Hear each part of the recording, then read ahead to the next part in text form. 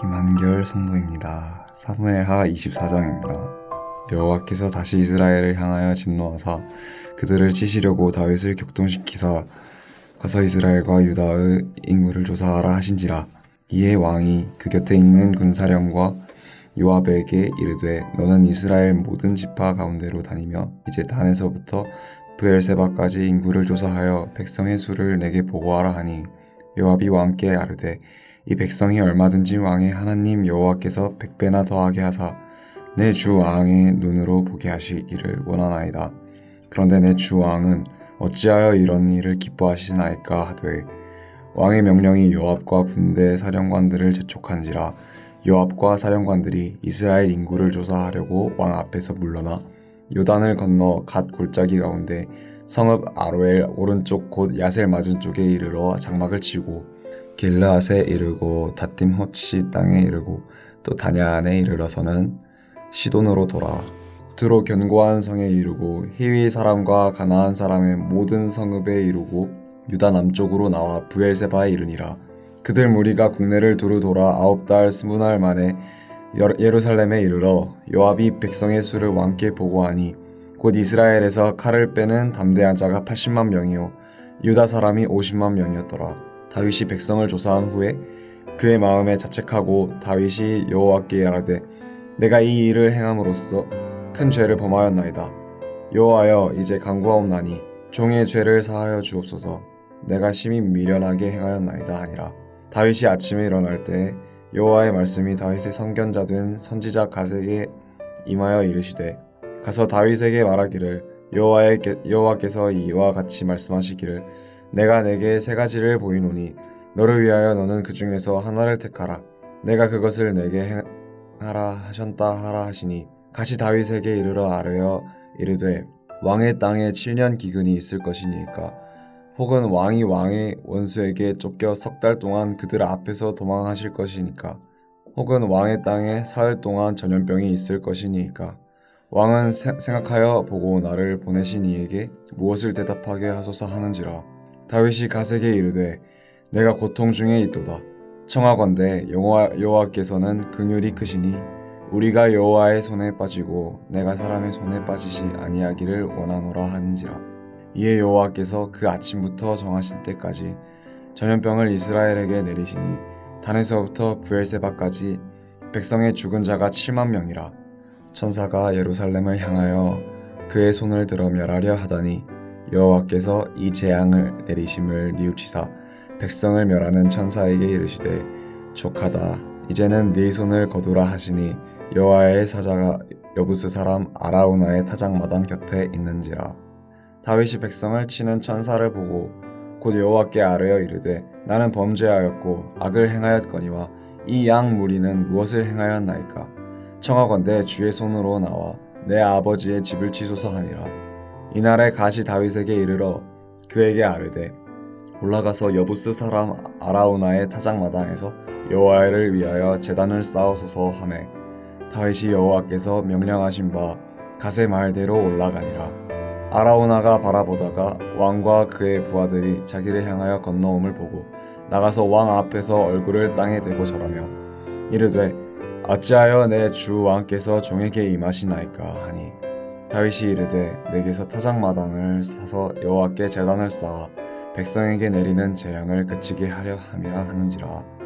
아라우나가 다윗에게 아뢰되 원하건대 내 주 왕은 좋게 여기시는 대로 취하여 드리소서.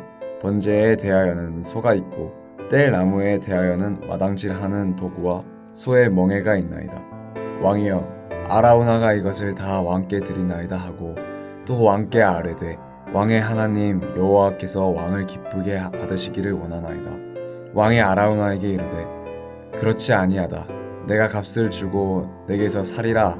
값 없이는 내 하나님 여호와께 번제를 드리지 아니하리라 하고 다윗이 은 50세겔로 타작마당과 소를 사고 그곳에서 여호와를 위하여 제단을 쌓고 번제와 화목제를 드렸더니 이에 여호와께서 그 땅을 위한 기도를 들으심에 이스라엘에게 내리는 재앙이 그쳤더라.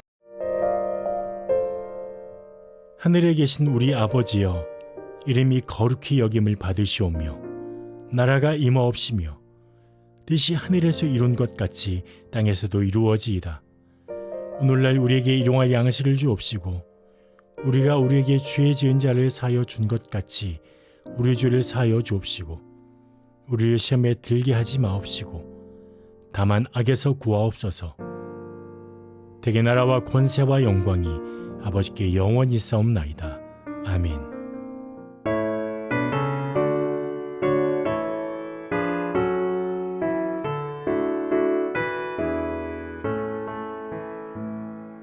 예수는 나의 힘이요 내 생명 되시니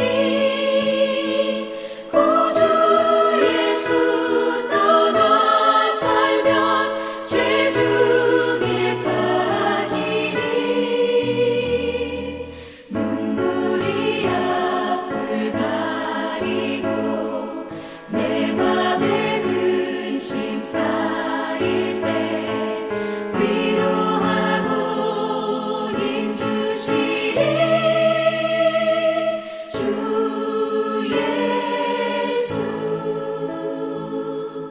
예수는 나의 힘이요 내 친구 되시니 그 은혜를 간구하면 풍성히 받으리. 햇빛과 비를 주시니 추수할 곡식 많도다. 귀한 열매 주시느니 주 예수.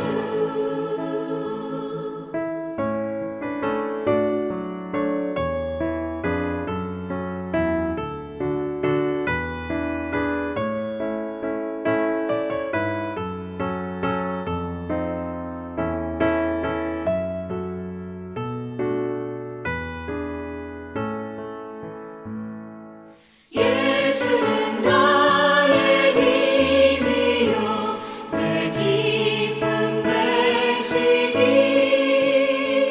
그 명령을 준행하여 늘 충성하겠네. 주야로 보호하시며 바른 길 가게 하시니 의지하고 따라가리. 주 예수. 예수는 나의 힘이요 내 소망 되시니 이 세상을 떠나갈 때 곧 영생 얻으리. 한없는 복을 주시고 영원한 기쁨 주시니 나의 생명 나의 기쁨 주 예수. 오늘 함께 나눌 하나님 말씀은 요한복음 15장 7절에서 11절입니다. 너희가 내 안에 거하고 내 말이 너희 안에 거하면 무엇이든지 원하는 대로 구하라. 그리하면 이루리라.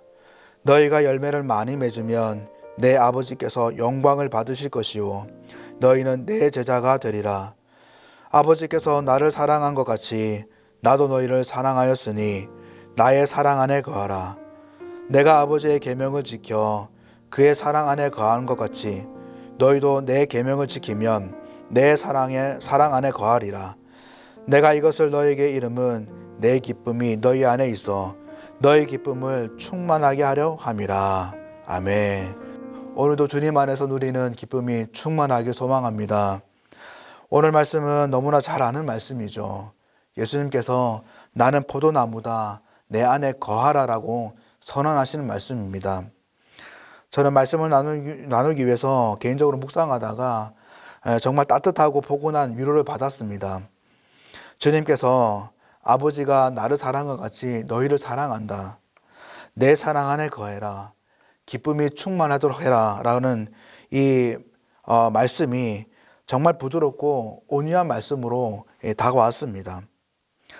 여러분, 그런데 제가 조금 더 본문을 살펴보면서 내가 큰 착각을 했구나라는 생각이 들었어요.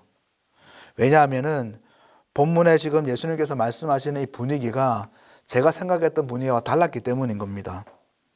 사실 이 말씀은 제자들을 향해서 또한 저와 여러분들을 향해서 매우 도전적이고 전투적으로 하시는 말씀입니다. 정말 주님께서 마음을 다해서 간곡하게 부탁하는 말씀이지만은 또 다른 한편으로는 우리 입장에서는 심히 부담되고 또 상당한 것을 요구받는 그런 무거운 말씀입니다. 지금 분위기는 따뜻하고 포근한 그런 온실 속의 분위기가 아닙니다. 어떻게 보면 시퍼런 칼날 위에 있는 그런 상황인 거죠. 죽느냐 사느냐의 그 기로에서 심각한 적막과 긴장이 흐르는 그런 분위기입니다.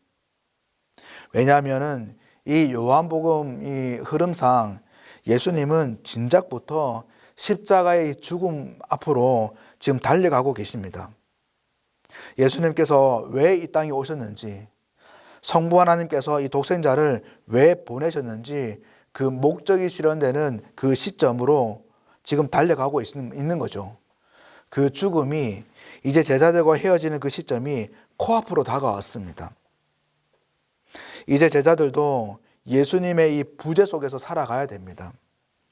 내일 본문의 말씀이지만 세상이 이 제자들을 지극히 미워하고 박해하고 고난 가운데에 이 제자들이 살아가야 됩니다.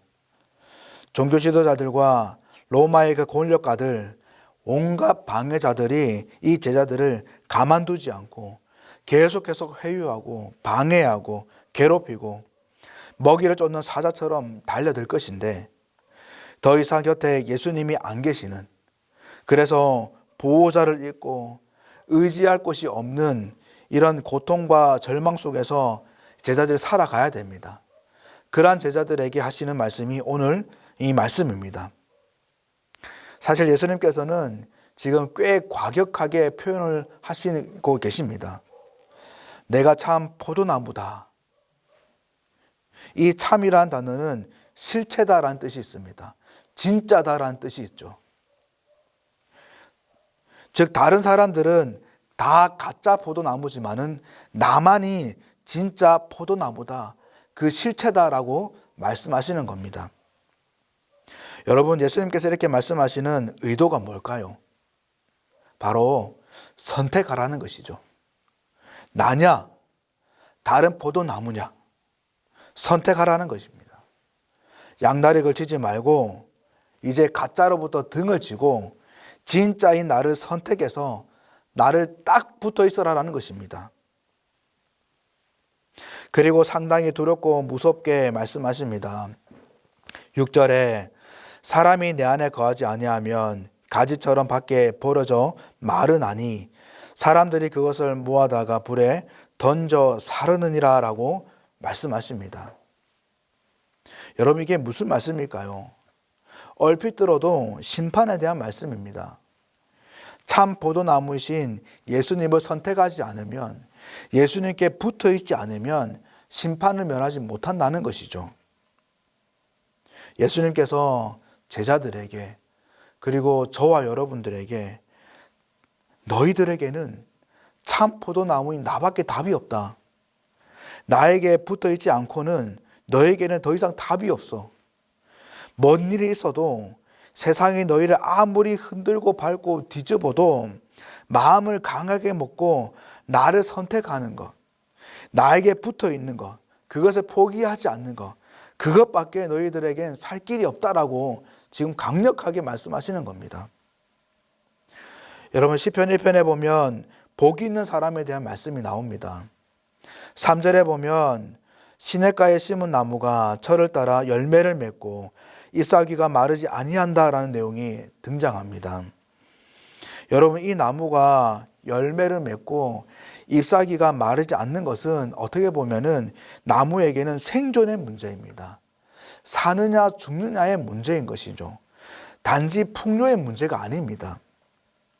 이 생존의 상황에서 나무에게 열매가 많이 맺히고 또한 잎이 풍성한 이유는 딱 한 가지입니다. 그것이 무엇이냐면 이 나무가 시냇가 안에 심겨져 있다는 것이죠. 그거밖에 이유가 없습니다. 나무가 좋은 상품이고 나무가 어떻고가 아니라 나무가 자란 것은 딱 한 가지입니다. 시냇가에 딱 붙어 있었다는 거죠. 시냇가를 떠나지 않았다는 겁니다. 주님은 제자들에게 하셨던 것처럼 오늘도 저와 여러분들에게 엄히 말씀하십니다. 내가 참 포도나무다. 잊지 말아라. 내가 참 포도나무다. 나에게 딱 붙어 있어야 된다. 어떤 일이 있어도 어떤 상황이 있어도 나를 떠나지 말고 흔들리지 말고 내 안에 딱 거해라라고 엄격하게 말씀하십니다. 여러분, 주님께서 주님 안에 거하는 것이 무엇인지 또한 친절히 말씀하시는데 7절에 보면은 내 말이 너희 안에 거하면 이라고 말씀하시기도 하고 10절에는 내 계명을 지키면 내 사랑 안에 거하리라 라고 말씀하십니다. 여러분, 즉 주님 안에 거하는 것은 주님께 딱 붙어 있는 것은 주님의 말씀이 주님의 계명이 우리 가운데에 통령이 되는 겁니다. 우리의 심령 곳에서 살아나 움직이는 것이죠. 더 넓게 보면 주님의 말씀으로 주님과 깊은 교제가 일어나고 말씀 안에 있는 그 생명이 우리에게 공급이 되어지고 주님과 이 주님으로부터 받는 이 생명으로 소통이 이루어지는 이 모습인 것입니다. 언제나 어디서나 무엇을 하든 어떤 형편이든 주님의 말씀을 붙들고 그것만이 답이라고 확신하면서 정말 버겁고 불편한 일이지만 말씀을 포기하지 않고 말씀을 따라 살려고 발부둥치는 것, 그것이 바로 주님 안에 거하는 삶의 모습인 것입니다. 주님은 그럴 때에 열매가 있을 것이다라고 말씀하십니다. 여러분, 그런데 그 열매는 사실 다른 누군가가 아닙니다. 바로 주님 안에 있는 나 자신이 1차적인 열매인 것이죠. 세상이란 틀 속에서 여러 짓눌림과 힘겨움으로 누가 봐도 힘이 날 수 없는 상황이고 누가 봐도 기쁨이 전혀 일어날 수 없는 입장임에도 불구하고 주님 때문에, 내가 주님 안에 있기 때문에, 주님의 그 생명이 나에게 공급되기 때문에 기쁨이 일어나는, 우리의 심령 가운데의 기쁨이 충만하게 채워지는 그러한 내 자신이 바로 진정한 열매인 것이죠. 그래서 주님은 11절에 내가 이것을 너희에게 이름은 내 기쁨이 너희 안에 있어 너희의 기쁨을 충만하게 하려 합니다라고 말씀하십니다. 어떤 상황에도 흔들림이 없는 이 기쁨, 변함이 없는 기쁨, 이 기쁨이 너희들 가운데에 충만해질 것이다 라고 말씀하시는 것이죠.